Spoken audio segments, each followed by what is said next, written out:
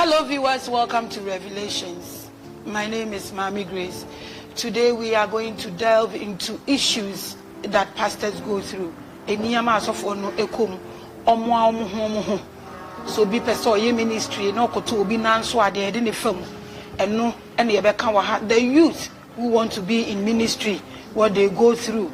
Youth are giving up on God. We can't let this happen. So today we have with us here Pastor Chris. He would tell us what he's going through and what he's still going through and how he's holding on to God.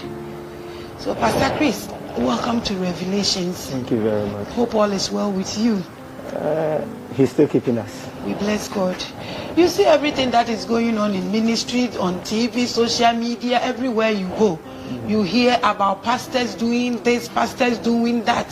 Sometimes, even when you know the call of God is upon your life, you want to give up because it's not been easy. What do you have to say about this? Well, thank you very much, Mami. Now, before I speak, before I say this, I would like to make this clear that in as much as there are a lot of things going on, it is not all pastors that are bad. Thank you. I can tell for a fact that some pastors are actually doing a lot, going out of their way, putting their marriages on the line just because of others, paying school fees of others and a whole lot. Now, having said that, two things: the charisma, and the character. Now, when God calls you because of his assignment, his work, his purpose. So God does not place his grace on you because you have a good character, but God places his grace on you because of his purpose, not man's purpose. Now, that's the reason why I see a lot of pastors as billboards. You look at them, they are showing you the way to heaven, but they are static.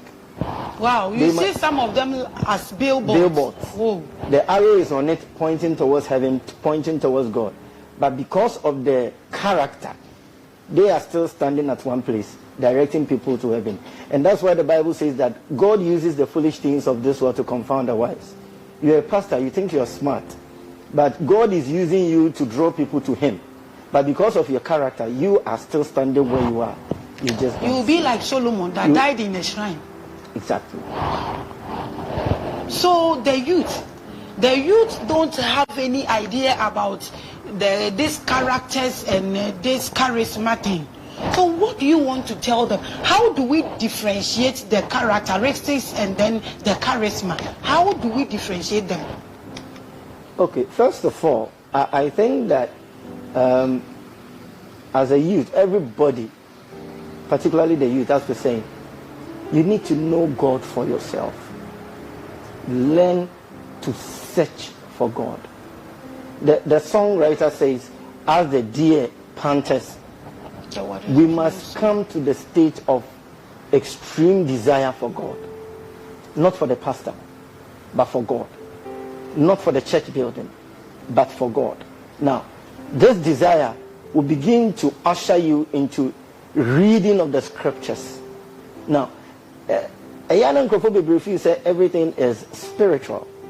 But if you are deeply rooted in the scriptures, you don't need the Spirit to tell you that this church, I don't even need to be there. If you know your scriptures, we are in a dispensation that the youth must seek God for themselves.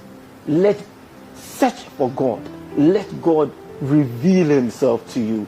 Don't forget, most of these pastors will talk and tell you that, and I saw God, and I saw the heavens open, and I saw this. They are humans. So it means that God is there to minister to everybody that will avail themselves. Now, there are two ways by which you can be anointed. One, by being called. God calls you. The other part is by you desiring for the grace. If you have a burning desire for the grace, God will unleash it. Oh, Pastor Chris, this one you are saying characteristics, giving all explanations. Somebody will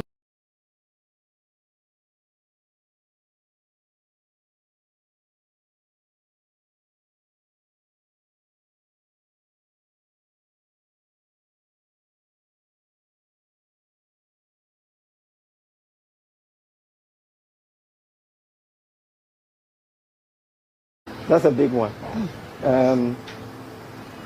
Okay, so I was born and bred in Koforidua. So I usually say that is where I come from. I dropped out of senior high school at the time because of finances.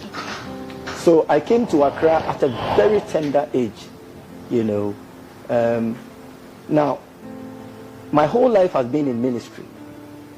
I started by being the children's department Sunday school teacher. And then I went to music. Music has always been part of my life.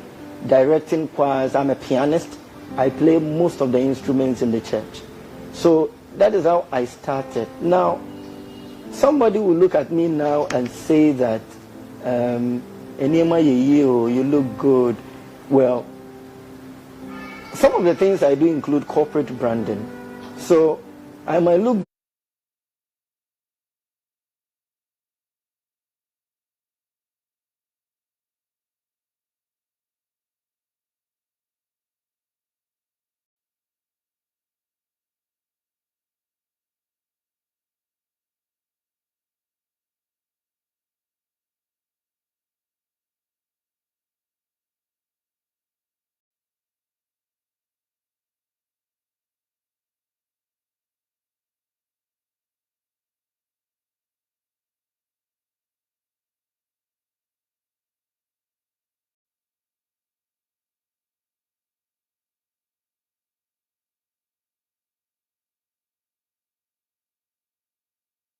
good today to you, because every situation I get into, I try to rebrand myself for that situation to probably look good on me. You mean you learn from your learn from it and rebrand. Okay, I have gone through several near-death experiences in ministry. I have served under several ministries and several men of God, and one would say that Saonia software bebre anantene nsori bebre ananti de ene bia na usuban na enye ntini wantumi antena. Yes, in a way I agree. Obi abanye, that is what we keep saying. Now, I am not a perfect human being, but the sort of things I have had to endure and suffer, I don't think they should be going on right in the church. I don't think they should be going on. I remember I served under a man of God, a prophet actually. Now, this prophet at the time was dating one big woman. And dating one big woman. He will go to him, to her. They will put me in the hall, put on the TV for me to watch, put the remote in my hand, and then they will go into the bedroom. They are praying, casting out demons. Casting out demons. Or demon casting them out. It could be demons casting them out. But the point is this. Some of the men of God, our pastors, our fathers, they think that we don't have eyes. We see. The point is that at a point in everybody's life, so maybe many egos. All right. Now, I have suffered so much in life at a point up to now. It is a matter of survival. So if I am serving under you, the man of God, and you are doing whatever you like, and at the end of the day, I get my food, I get my water. Go on. You don't care because of your situation. Because of what I have gone through. I served under one prophet as well. And this prophet, I saved his marriage, literally. But some of these things, we don't get to share them. People look at us, and because we have left their churches, their ministries, they brand us black, to be bad people. I have gone into a ministry that the pastor told me, this pastor you were serving previously, he took his phone and called me and told me all sorts of things about you, that you are bad, you are this, you are that, you are that. So the first one will put a remote in your hand and go. This one, you saved his marriage. And what happened? This one, I entered, when I joined the church, I realized that the prophet had content. He preaches well. He prophesies well. But it was left with how to get his content online. And instead of pushing myself to the front like I always do, I decided this time around, let me stay back and find a way of pushing his content online. So personally, I created an internet radio for the church. They didn't have to pay anything and all that. I started the internet radio. Now, even buying data was an issue. And sometimes it had to come from my pocket. Now, I'm talking about a church that will let you sleep in a church. They will not even give you their garage to sleep. You will sleep in a church that is not enclosed, like a shed. Mosquitoes, hunger. For a very long time, sometimes for about a week, maybe an in told me. And you are still working for and I am church. still working. And God was watching. You know. So there was this woman at the church. Anytime there is service, she opens a provision shop. She saw the condition I was in, so what she could do was, anytime she sees me, she will give me Fanta, Coke, and then biscuit. I ate this Fanta, Coke, and biscuit for a very long time. One day I collapsed, went to the hospital. They said I had diabetes. Were you on salary for these people you were working for? Were you just doing this internet radio for them for free without getting anything? Okay, so here is the thing. Before I answer this question, I think that this is a lesson to all of us. If you're a senior man of God and you get an organist, a drummer, somebody who is helping the ministry, if you don't have money from the beginning, be honest with the person. If the person will stay and support your ministry, he will. Now, I said this because there was an understanding that I'll be paid an amount of money. All right. Now, I was paid for the first and second month. The rest of the months, it never came. Was he having and didn't want to pay you, okay, or is that he was in a condition? Okay. So, to answer this question, let me tell you this. Somebody who drives a 4x4, somebody who has his children, you know, playing video games on iPhones and iPads, okay, not learning, playing video games. So you can answer that question for yourself from, okay, you know. But you know, prior to this understanding, I had also told them, look, accommodation is an issue. So if I am going to be paid, then you can probably also look into it for me. If for this number of months, my allowance will be slashed by half and then be given an advance to rent. So if I should understand you, means they just didn't want to help you out. Is it wickedness or what? Or because you were not working so hard for them to give you what you deserve? Trust me, I don't want to call anybody wicked, but whatever reason they did, whatever they did, that's fine. That's up to them. I believe that one day the master will come and we will all be held accountable. Now, like I was saying earlier, these ministries, this particular one actually rented for me. So I was like, oh, thank you, God. Now I have a place. And we were about 4 people in one room. So the question was, if you are not paying me, and I'm assuming you are using my allowance to rent, why am I spending? It's like I'm spending my allowance with 4 people in one room. The 4 people, were they men or children? Maybe they wanted you to groom children. They were just like me. As a matter of fact, one was an organist, one was a prayer warrior. I think 2 of them were prayer warriors, and one was an organist. So, logically, if you are using my money to rent for me, it is only fair that I will be in the room. They didn't tell me they were going to rent. By the time I realized, the allowances stopped coming.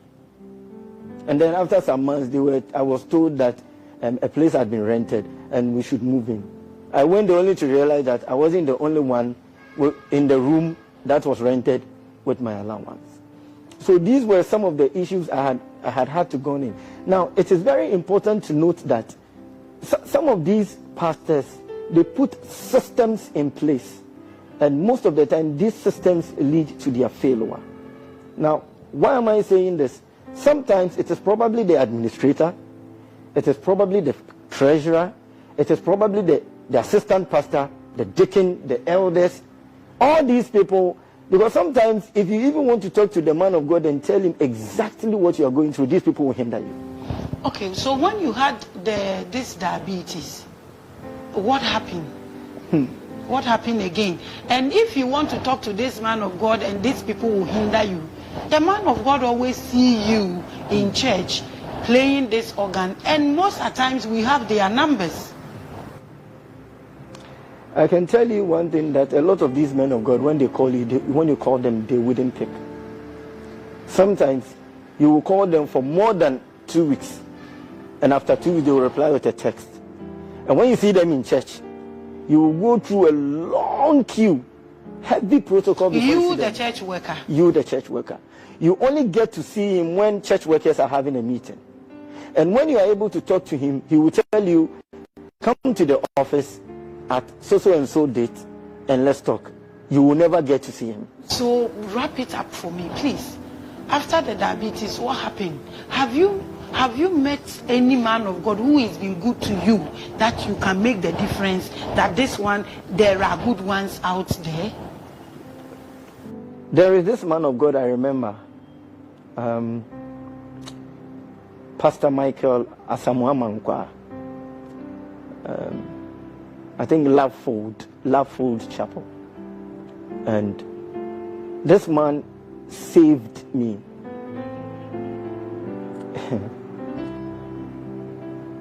Upon all that pastors told this man of God about me, this man decided to save me. Because, you know, when I had diabetes, one, there is no source of income. My whole life has been in church. Everything I do. That same church where you got the diabetes from? I had to leave. You left before the diabetes incident? It is actually the diabetes that moved me out of the church. Because you hardly get money, even to use, not to talk of medication. So eventually I had to decide that I will look for another ministry that respects the work that some of us will do. The gift you have. Exactly. Because your work is your gift. Exactly. You know. So I had to leave. Now, during the transition period, I had difficulties. Sometimes, imagine somebody with diabetes for about a week, maybe an entire year. Is it because you were not getting the food, or you don't feel like it? It is because I mean, where will you get the money? So the church where you were playing this organ, you didn't find favor in anybody's face, apart from the cook seller. Let me tell you something. The church is a very disappointing place for me. Oof. When you go into the church, I see Mommy. I have observed Mommy. I've realized Mommy is a good woman. If nobody will mind me, let me just go to Mommy and talk to Mommy. We talk to Mommy, senior pastor will know, prayer warrior department will know, everybody will know, and even if they will help you, by the time they help you, you are on the front page of the church's Times. Okay, let's everybody will humiliate you. You are on the front page, but would he or she give you? Most of them will not. They would put you on front page and will still not do anything for you. Let me tell you something. Some of these men of God actually know that with the gift you have, if this Mommy in the church, knowing that Mommy is Sikaniwa sorry name, Mommy found Sobebuawa, it will be the turning around of your life. So they will be like, you are disgracing him that he is not paying you by asking other people for help. That is number one. Number two, as often as say the source of sponsorship for the church in Sikanes is a cost of Abamiho. And such a branch of Let me tell you something. Recently, I have stopped going to church. Oh no. I have stopped going to church. But you see, if God calls you, it's a seed in you. And you know,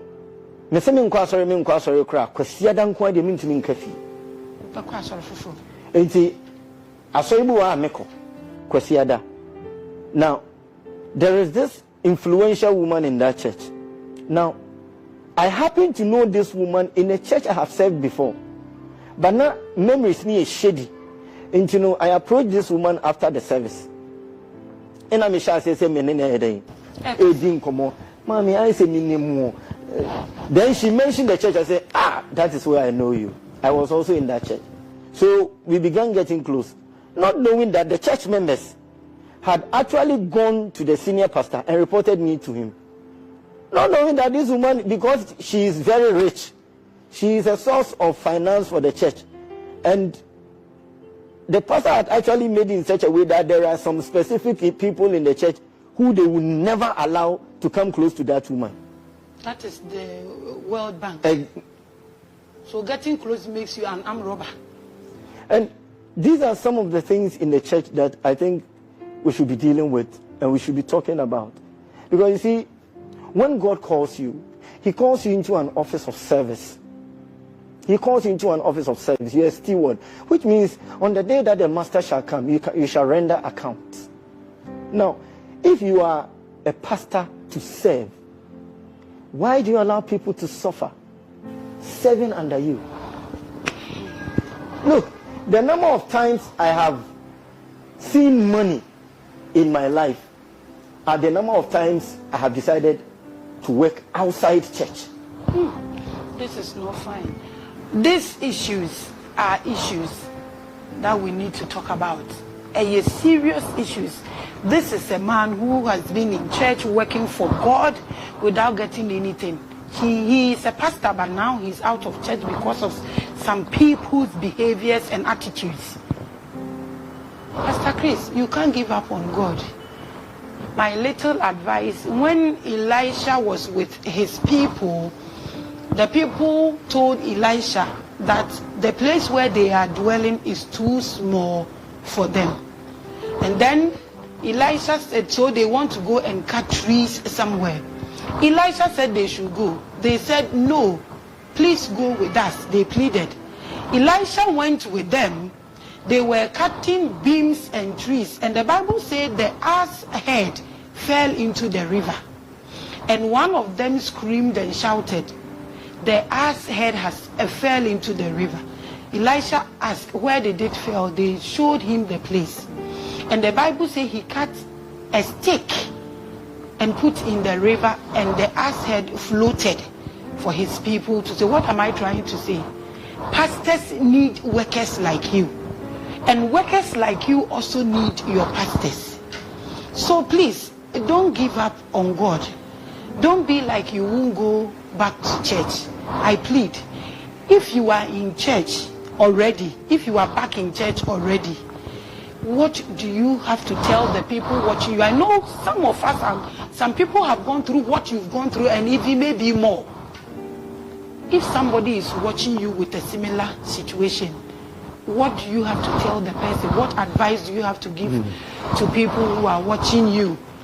And tell us, if you've gone back to church, how do you see that pastor now, where you are currently? Summarize this for us. All right, okay. So here's the thing. Now I'm diabetic. Now there is no source of income for me.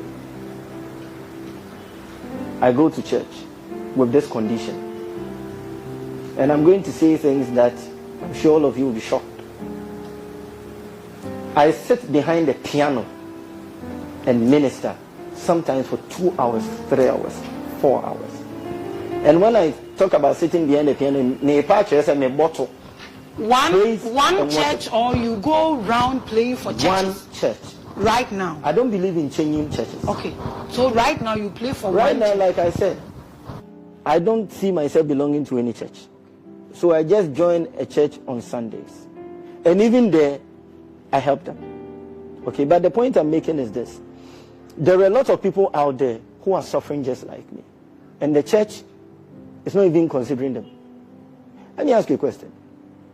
Why would you leave people like us suffering in church and you gather money to buy clothes and items and go and give it to prisons? With all due respect. And you take them, go and give it to orphanages. Now, when you are going to these orphanages, we will follow you.